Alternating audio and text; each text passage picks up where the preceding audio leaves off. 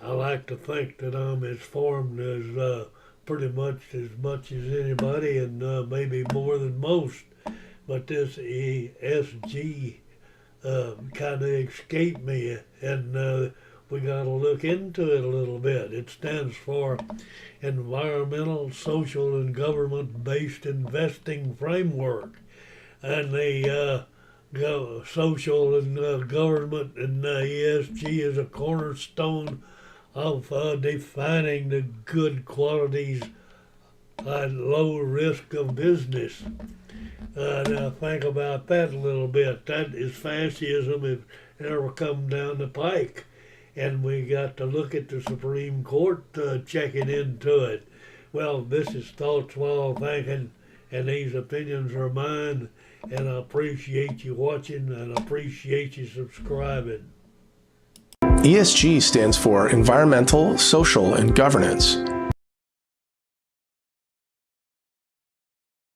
ESG, under the microscope. The Supreme Court will soon weigh in on a landmark case impacting President Biden's environmental, social, and governance investing rule. The decision could have major implications for businesses and the future of sustainable investing.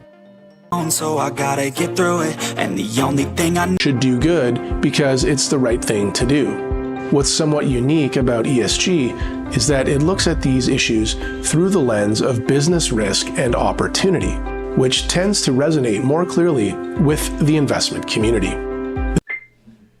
Well, here is ESG in a nutshell.